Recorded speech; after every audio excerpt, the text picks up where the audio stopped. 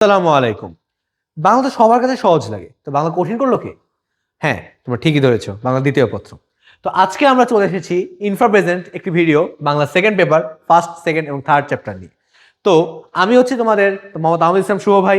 বর্তমানে পড়াশোনা করছি চট্টগ্রাম ভেটেরিনারি ও এনিম্যাল সায়েন্সেস বিশ্ববিদ্যালয়ে। তো চলো শুরু করা যাক আমাদের সেই কঠিন একটা বিষয়, বাংলা দ্বিতীয় পত্র। তো আমরা বাংলা দ্বিতীয় পত্রের প্রথম যে পরিচ্ছদ দেখছি সেখানে লেখাই আছে ভাষা এবং বাংলা ভাষা। অর্থাৎ এই পরিচ্ছেদে আমরা ভাষা এবং বাংলা ভাষার বিস্তারিত সম্পর্কে একটু আলোচনা করব, পড়বো না, আলোচনা করব। তো বাংলা ভাষা, ভাষা বলতে আমরা কি বুঝি? ভাষা বলতে কি শুধু মনের ভাব প্রকাশ করা এই জিনিসটাই না। ভাষা মানে আমরা কিভাবে কি করছি সবকিছু কিন্তু ভাষার ভিতরে পড়ে। একটা ভাষা কিভাবে তৈরি হয়? শুধু কি ভাষা বলতে কি শুধু ভাষায় বুঝি? না, ভাষা তৈরি কিন্তু অনেক কিছু দিয়ে ভাষা তৈরি হয়। একাধিক বাক্য মিলে একটা ভাষা তৈরি হয়। আবার একাধিক বাক্য কিভাবে তৈরি হয়েছে? অনেকগুলো শব্দের মাধ্যমে। আবার অনেকগুলো শব্দ কিভাবে তৈরি হয়েছে? অনেকগুলো ধ্বনির মাধ্যমে। অর্থাৎ বাংলা ভাষার ক্ষুদ্রতম একক কি? ধ্বনি। প্রশ্নে আসবে যে বাংলা ভাষার ক্ষুদ্রতম একক কোনটি? অবশ্যই ধ্বনি। কারণ অনেকগুলো ধ্বনি মিলে শব্দ, শব্দ থেকে বাক্য, বাক্য থেকে ভাষা। এবং আমরা এই যে ভাষা উচ্চারণ করি, কিভাবে উচ্চারণ করি? জিহ্বা, নাক, গলা, স্বরযন্ত্র, গলবিল এগুলো দিয়ে তো উচ্চারণ করি। অর্থাৎ এগুলো হচ্ছে ভাষা তৈরির প্রধান অঙ্গ। এবং আমি একটু আগে যেটা বললাম, মনের ভাব প্রকাশের জন্য যে বাক্য ব্যবহার করি তার সমষ্টিকে ভাষা বলে।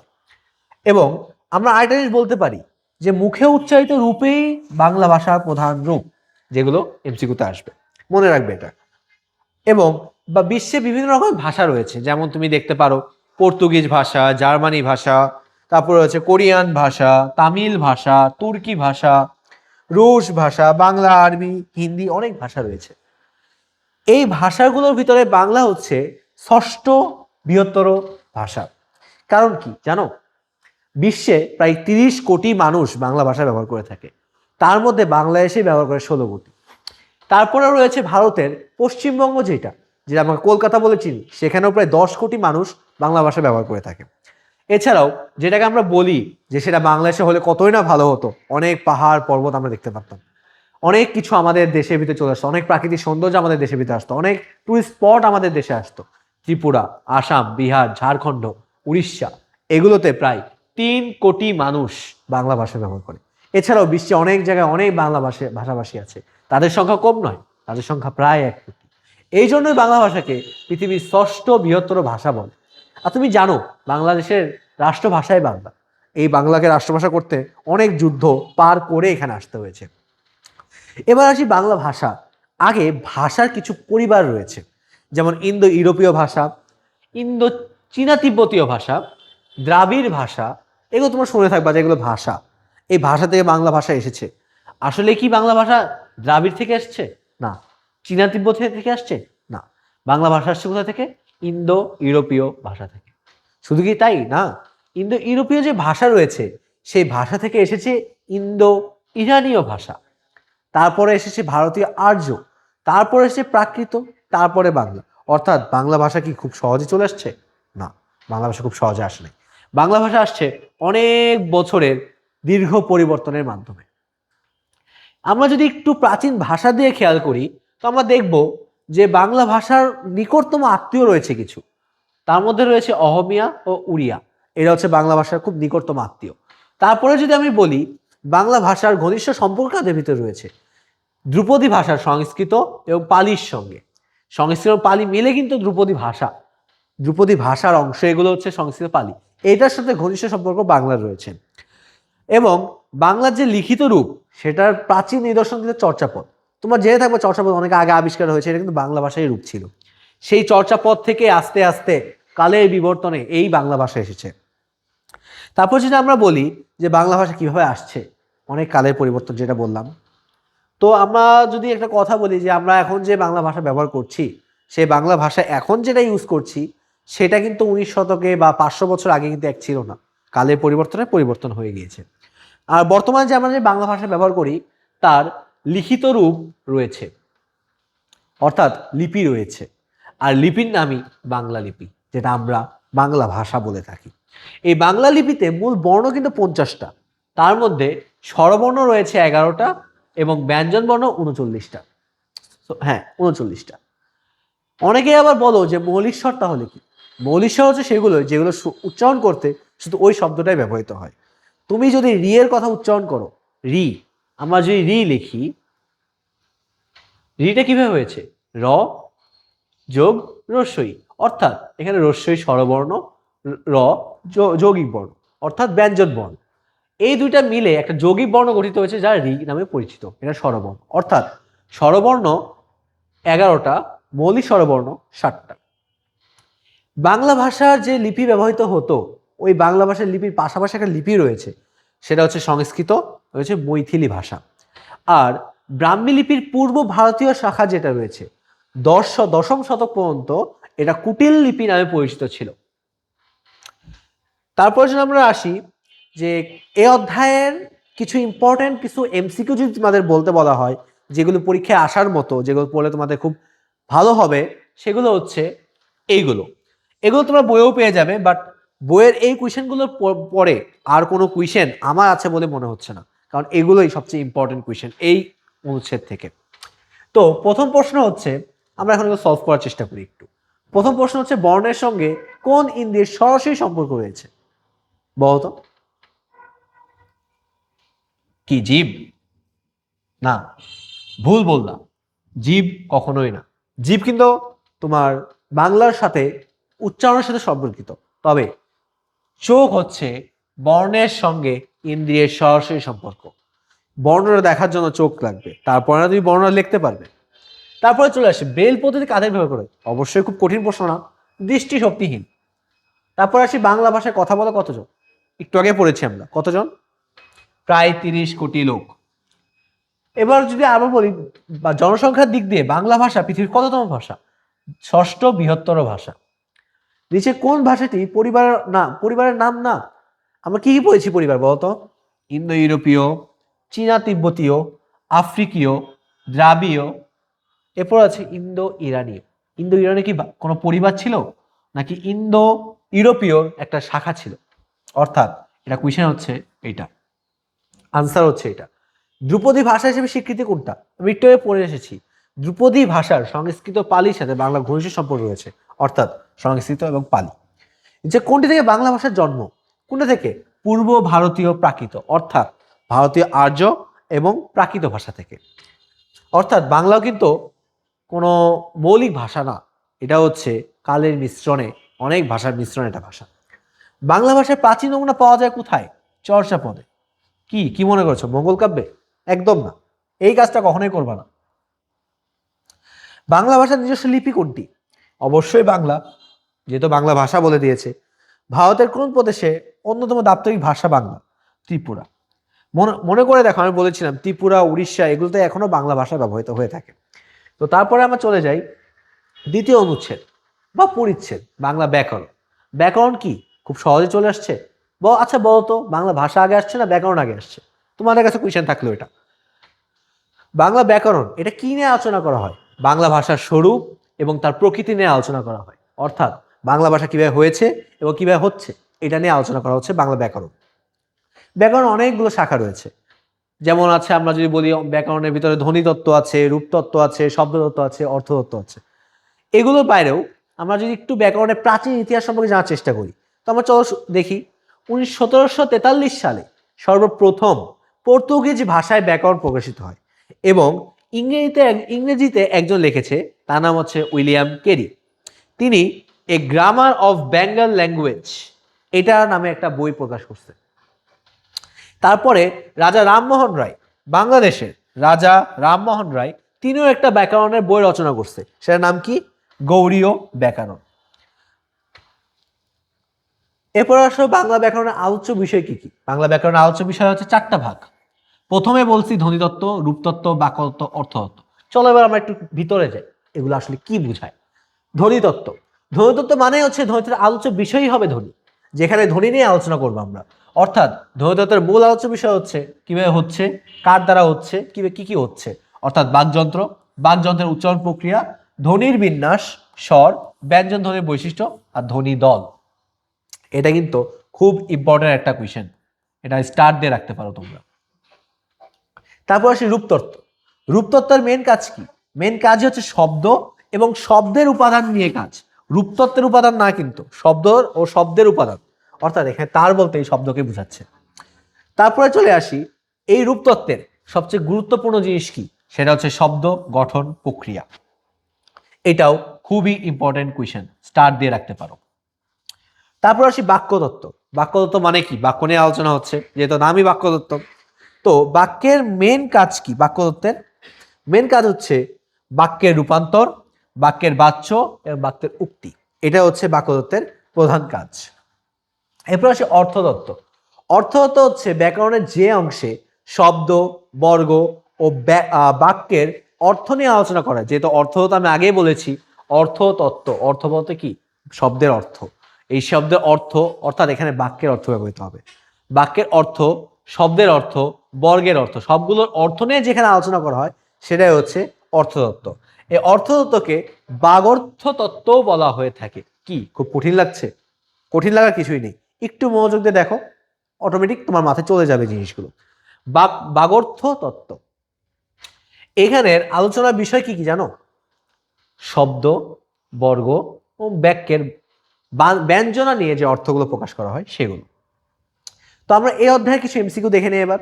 খুব সহজে আমাদের অধ্যায় দুটা পরিচ্ছেদ শেষ হয়ে গেছে। তো আমরা এখন একটা অনুচ্ছেদ দেখি, সরি এমসিকিউ দেখি। তো এমসিকিউতে বলা হয়েছে ভাষার প্রকৃতি নিয়ে আলোচনা করে কোনটা? ভাষার প্রকৃতি আলোচনা করে কোনটা? একটু আগে বললাম তো আমরা, ব্যাকরণ। গুড, ভেরি গুড, ব্যাকরণ। তো বাংলা ভাষার প্রথম প্রকাশিত ব্যাকরণ কখন প্রকাশিত হয়, কত সালে বলতো একটু? পর্তুগিজ ভাষায় প্রকাশিত হয়েছিল 1743 সালে। ইংরেজি ভাষায় লেখা প্রথম ব্যাকরণ রচয়িতা কে? বললাম তো একটু আগে, উইলিয়াম কেরি। তো এমসিকিউ আনসার কি হবে? ক, উইলিয়াম কেরি। তো গৌড়ীয় ব্যাকরণ একটু আগে বলেছি, রাজা রামমোহন রায়ও কিন্তু একটা জিনিস লিখেছিল। কি লিখেছিল? গৌড়ীর ব্যাকরণ। রাজা রামমোহন রায়, তিনি কিন্তু রাজা। রামমোহন রায় রাজা নেই বলে কিন্তু তিনি রাজা তা না, তিনিই রাজা ছিলেন। ভাষার ক্ষুদ্রতম উপাদান কি, কি বলেছিলাম? শব্দ, ধ্বনি, বাক্য, ভাষা। একটা ধ্বনি থেকে শব্দ, শব্দ থেকে বাক্য, বাক্য থেকে ভাষা, অর্থাৎ ক্ষুদ্রতম উপাদান ধ্বনি। বাকযন্ত্র কোন অংশে আলোচ্য বিষয়? মনে করে দেখো তো কি বলেছিলাম, বাকযন্ত্র ধ্বনিতত্ত্বের আলোচ্য বিষয়। তারপরে রয়েছে শব্দের অর্থ ও অর্থ বৈচিত্র্য নিয়ে আলোচনা করে। অর্থ বৈচিত্র্য, অর্থ তার মানে কি, অর্থ তত্ত্ব। খুব কঠিন লাগছে এমসিকিউ? কি খুবই কঠিন? আসলে কিন্তু না, একটু যদি খেয়াল করে পড়া যায় এমসিকিউ সহজ। নিচে কোনটি রূপতত্ত্বের আলোচ্য বিষয়? রূপতত্ত্বের আলোচ্য বিষয় কি বলেছিলাম? প্রধান আলোচ্য বিষয়, গুরুত্বপূর্ণ বিষয় কি ছিল? শব্দ গঠন প্রক্রিয়া। বাচ্য উক্তি, বাচ্য উক্তি কোথায় ছিল? উক্তি বলতে কি, অনেকগুলো বাক্যের সমষ্টি না? বাচ্য বলতে কি, বাক্যই বুঝাচ্ছে না? অর্থাৎ কি, এটা হচ্ছে বাক্যতত্ত্ব। ঠিক আছে? তো আমরা যদি এই অংশগুলো পড়তে পারি, খুবই কঠিন লাগছে? মনে তো হচ্ছে না আমার কাছে, তোমাদের কাছে হওয়ার কথা না। তো আমরা এখন আরেকটা পরিচ্ছেদ শুরু করব। তোমাদের কি খুব বোর লাগছে? বোর লাগলে বোরকে আসতে দিও না, নাক চেপে ধরো, নিশা আটকে রাখো, মাথায় অক্সিজেন ফ্লো করো, দেখবো অটোমেটিক পড়া মাথায় ঢুকবে। তো আমরা শুরু করি পরিচ্ছেদ 3, বাংলা ভাষার রীতি ও বিভাজন। তো বাংলা ভাষাকে কিন্তু মূলত দুইটা ভাগে ভাগ করা যায়। এক হচ্ছে কথ্য ভাষা রীতি, আর হচ্ছে লেখ্য ভাষা রীতি, অর্থাৎ লিখিত ভাষা রীতি, আর হচ্ছে কথিত ভাষা রীতি, যেটা আমরা মুখে বলতে থাকি। তো এই ভাষাগুলোর ভিতরে রয়েছে প্রমিত রীতি, সাধু রীতি, চরিত রীতি, কাব্য রীতি, অনেক রীতি রয়েছে। তো আমরা যেটা ব্যবহার করি সেটা হচ্ছে প্রকৃত বা প্রমিত রীতি। অর্থাৎ আমরা কথ্যের জন্য প্রমিত ব্যবহার করি, লেখ্যর জন্য প্রমিত ব্যবহার করি। আমরা যে বললাম কাব্য রীতি, তাহলে এইটা কি? আমরা যে পদ্য গদ্য দেখি সেটা হচ্ছে কাব্য রীতি। কথ্য রীতি, কথ্য রীতি হচ্ছে ভাষার মূল রূপ। মানে আমরা যে ভাষা ব্যবহার করি, যে ক খ এরকম যে লিখি আমরা, যেমন এখানে বিভাজন শব্দটা লেখা রয়েছে, আমরা যে লিখলাম ব ঋষিকার, হ আকার, বর্গীয় জ, দন্তন্য, এইটার মূল রূপ কিন্তু এখানে লিখিত রূপ। আমরা যখন মুখে বলছি এটাই হচ্ছে মূল রূপ, অর্থাৎ কথ্য রূপটাই মূল রূপ। এই কথ্য রূপ দিয়ে কিন্তু আমরা আমাদের মনের ভাব প্রকাশ করতে পারি। তো এই কথ্য রূপের দুইটা রূপ রয়েছে, একটা আঞ্চলিক রূপ আর হচ্ছে প্রমিত কথ্য রূপ রীতি। অর্থাৎ আঞ্চলিক রীতি হচ্ছে যেমন চট্টগ্রামের ভাষা বলতে পারো, তারপর হচ্ছে উত্তরবঙ্গের ভাষাগুলো বলতে পারো। এগুলোতে ভাষায় দেখবা নিজস্ব টান রয়েছে একটা। যেমন তোমাকে যদি আমি বলি আয়োজন করি, অর্থাৎ আমি আজকে করতে চাচ্ছি না, এটা কিন্তু চট্টগ্রামের ভাষা। এই এগুলো হচ্ছে আঞ্চলিক কথা, এগুলো কিন্তু সভ্য মানুষ বা বর্তমান যুগে শিক্ষিত নাগরিক ব্যবহার করবে না। এগুলো শুধুমাত্র ওই অঞ্চলেই পাবা, সেগুলো হচ্ছে আঞ্চলিক কথ্য রীতি। যেমন তোমাকে বললাম নোয়াখালীর ভাষা খুবই কঠিন, ওরা পানিকে হানি বলে থাকে। অর্থাৎ কি কথ্য ভাষা কি তুমি কি পানিকে হানি বলবা? কখনোই বলবা না। তারপর যে আমরা কিছু প্রাচীন যুগের বা আঞ্চলিক রূপের কোনো ভাষা দেখি, যেমন তোমাকে বললাম আমি যে বাংলাদেশের পূর্ব অঞ্চল ত্রিপুরা আসামে কোন ভাষা? পূর্বী ভাষা। বাংলাদেশে যদি রংপুরের কথা বলি, রংপুরে কি ছিল? কামরূপী। মনে করে দেখেছো? কামরূপী ভাষা ছিল। ঝাড়খণ্ডী, তার মানে কি? ঝাড়খণ্ডে। তারপর যদি তোমাকে বলি আমি বরেন্দ্রী, বরেন্দ্রী মানে কি? বরেন্দ্র অঞ্চল, উত্তর পশ্চিম অঞ্চলকে বোঝাচ্ছি আমি। তারপর যে আমরা এখন আসি প্রমিত রীতিতে। প্রমিত রীতিতে কি? যেটা শিক্ষিত সমাজ, আমাদের শিক্ষিত নাগরিক যারা আছি তারা ব্যবহার করে থাকি। এটা হচ্ছে কথ্য ভাষা বা প্রমিত কথ্য রীতি। লেখ্য ভাষা, লেখ্য ভাষায় কি কি রয়েছে? অর্থাৎ লিখিত যে ভাষাটা, সেই ভাষাতে কিন্তু সর্বপ্রথম চর্যাপদ এসেছিল। আমরা দ্বিতীয় পরিচ্ছেদে পড়েছিলাম বাংলা ভাষার একটা লিখিত রূপ এসেছিল প্রাচীনকালে, সেটা কি ছিল? চর্যাপদ। চর্যাপদ বাংলা ভাষার লিখিত আদি নিদর্শন। 19 শতকে যে সূচনা ভাষা লেখা হয়েছিল তা সাধুরীতিতে লেখা হলেও বর্তমান যুগে প্রমিত ভাষায় লেখা হয়ে থাকে। 20 শতকের দ্বিতীয় ভাগ, মনে রাখবে এটা এমসিকিউর জন্য খুবই হাইলাইটেড পয়েন্ট একটা। 20 শতকের দ্বিতীয় ভাগে সার্বজনীন প্রমিত রীতি স্বীকৃতি লাভ করে। তাই প্রমিত রীতি স্বীকৃতি লাভ করে কবে? যখন 20 শতকের দ্বিতীয় ভাগ চলে, ঠিক তখন। এবার আসি সাহিত্যিক ভাষারীতি অর্থাৎ কাব্যরীতি, যেটা তোমাদের বলেছিলাম। সাহিত্য ভাষারীতি দুইটা ভাগ, একটা হচ্ছে পদ্য কাব্যরীতি আর গদ্য কাব্যরীতি, যেটা তোমাদের বলেছি গদ্য পদ্যের জন্য যেটা ব্যবহার করা হয়ে থাকে। তো পদ্য কাব্যরীতিতে কোনটা ব্যবহার করা হয়? পদ্য কাব্যরীতিতে থাকবে কি? ছন্দ থাকবে, মিল থাকবে, যেটা তোমরা প্রায়ই কবিতা লেখো, প্রেমে পড়লে কবিতা লেখো, কষ্ট থাকলে কবিতা লেখো, সেগুলো হচ্ছে পদ্য কাব্যরীতি। গদ্য কাব্যরীতি কি? যখন তুমি খুব কষ্টে থাকো তখন যে কবিতা অনুচ্ছেদ লেখো বা কোনো প্রবন্ধ লেখো, সেটা হচ্ছে গদ্য কাব্যরীতি। ঠিক আছে? তবে এগুলো আমরা করতে যাও না, এখন জীবন শেষ হয়ে যাবে। সাধুরীতি, এগুলো কিন্তু আগেকার যুগে যেগুলো ব্যবহার করা হতো সব গদ্যই ছিল সাধুরীতিতে, অর্থাৎ কহিল, এগুলো ছিল সাধুরীতির মধ্যে, এগুলো দিয়ে গদ্য রচনা করা হয়ে থাকতো। তো 19 শতকের শুরুর দিকে সাধুরীতির বিকাশ ঘটে। ঠিক আছে? 19 শতকের শুরুর দিকে, আর কি ছিল 20 শতাব্দীর দ্বিতীয় ভাগে। এবার আসি আমরা সাধুরীতির কিছু বৈশিষ্ট্য দেখি। যদি দেখি দেখবা সাধুরীতিতে ক্রিয়াপদ অনেক দীর্ঘ হয়ে থাকে। যেমন দেখবা করিয়া ছিল, অনেক বড় একটা শব্দ। তারপর যদি বলি করিতেছে, অনেক বড় শব্দ, সেটা হচ্ছে করছে খুব ছোট, করিতেছে অনেক বড়। এটা এই জন্য বলছে ধাতুর সাধুরীতিতে ক্রিয়াপদ দীর্ঘ হবে। তারপর যদি আসি সাধুরীতি বহু সর্বনামে হ যুক্ত থাকে। যেমন তোমাদের বলি তাহারা, ইহাদের, যাহা, তাহা, এগুলো সবগুলোতে কি সর্বনাম না? সবগুলোই সর্বনাম। আর সর্বনামে কি আছে? হ বর্ণ যুক্ত আছে। তাহারা, যাহা, তাহা, ইহাদের সবগুলোতে। এবং সাধুরীতিতে তৎসম শব্দ এবং সাধিত শব্দ সবচেয়ে বেশি ব্যবহৃত হয়ে থাকে। এই যে দেখো গ নাম্বারটাই লেখা রয়েছে, তৎসম শব্দ, সাধিত শব্দ সবচেয়ে বেশি ব্যবহৃত হয়ে থাকে। তারপরে আসি প্রমিত রীতি। প্রমিত রীতি হচ্ছে কোথায় সূচনা হয়েছিল? 20 শতকে। আর 20 শতকে কি হয়েছিল? কলকাতার শিক্ষিত লোকেরা কথ্য ভাষাকে প্রমিত রীতিতে রূপান্তর করে ফেলে এবং এই প্রমিত রীতিটাই বর্তমানে চলে আসছে এবং এটাকেই মান রীতিও বলা হয়। কারণ কি? কারণ প্রমিত রীতি হলো কোনো ভাষার আনুষ্ঠানিক ব্যবহার, কোনো ভাষার কি আনুষ্ঠানিক ব্যবহারের জন্য নির্ধারিত যে মান্য রীতি রয়েছে সেটাই হচ্ছে প্রমিত রীতি এবং এটাকেই মান রীতি বলে পরিচিত লাভ করেছে। এরপর আসি প্রমিত রীতি কিছু বৈশিষ্ট্য। আমরা যেমন সাধুরীতি দেখেছিলাম যে ওদের ক্রিয়াপদ অনেক দীর্ঘ হবে, এখানে কিন্তু ক্রিয়া, সর্বনাম, অনুসর্গ সবগুলো হ্রস্বতর হবে, অর্থাৎ ওইটার মতো দীর্ঘ হবে না। এরপর যদি আসি প্রমিত রীতিতে শব্দ ব্যবহারের উপরে কিছু নির্দিষ্ট নিয়ম রয়েছে, অর্থাৎ সব শব্দ তুমি ব্যবহার করতে পারবা না এবং বহু শব্দ বর্জনীয়। এবার আসি প্রতিটি বাঙালির শিশুর কিন্তু মাতৃভাষা কিন্তু বাংলা এবং শুরু হয় তার মায়ের কাছ থেকে। তো তার যে ভাষার সৃষ্টি হবে সেটা কি ভাষা বলতো? প্রমিত ভাষা না আঞ্চলিক ভাষা? তা অবশ্যই আঞ্চলিক ভাষাই সে প্রথম তার শিক্ষা লাভ করবে এবং তারপরেই সে যখন শিক্ষা লাভ করবে আস্তে আস্তে যে সে প্রমিত ভাষায় যাবে এবং প্রমিত যে ভাষাটা সেটা কিন্তু তার কাছে দ্বিতীয় ভাষা। দেখবো অনেকেই আঞ্চলিক ভাষা থেকে এসে প্রমিত ভাষায় কথা বলতে অনেক কষ্ট হয়ে থাকে। কারণ কি? তার আঞ্চলিক ভাষা প্রথম ভাষা, সে তার মায়ের কাছ থেকে শিখে এসছে। যখন সে দ্বিতীয় ভাষায় আসবে তখন তাকে নতুন করে শিখতে হচ্ছে। এই আর আমরা যে পাঠ্যপুস্তক দেখি সেখানেও কিন্তু প্রমিত ভাষায় ব্যবহার করা হয়ে থাকে বর্তমান সময়। আর এখন আমরা এই অধ্যায়ে কিছু এমসিকিউ দেখবো, বেশি সময় লাগবে না, আর 2 থেকে 3 মিনিট সময় দাও আমাকে, অধ্যায় শেষ হয়ে যাবে। তো আমরা কিছু এমসিকিউ সলভ করবো। তো এমসিকিউ সলভ করে দেখো, প্রথমে হচ্ছে বর্তমানে লেখ্য ভাষা আদর্শ রীতিকে কি বলে? আদর্শ রীতি কোনটা ছিল? প্রমিত রীতি। তারপর কি বাংলা ভাষার সাধু গদ্য রীতির সূচনা হয় কত সালে? 19 শতকের শুরুতে। মনে আছে 19 শতকের শুরুতে যে গদ্য শুরু হয়েছিল? নিচে কোনটি সাধুরীতির ক্রিয়াপদ? সাধুরীতির ক্রিয়াপদ কি ছিল? করিল না করিল? করছে কিন্তু প্রমিত হয়ে গেছে, করতো সেটাও প্রমিত, করলাম সেটাও প্রমিত। এটা হলে কি হতো? করিলাম, করিত, করিতেছে, অনেক বড় একটা শব্দ আসবে। সাধুরীতির বৈশিষ্ট্য কোনটি?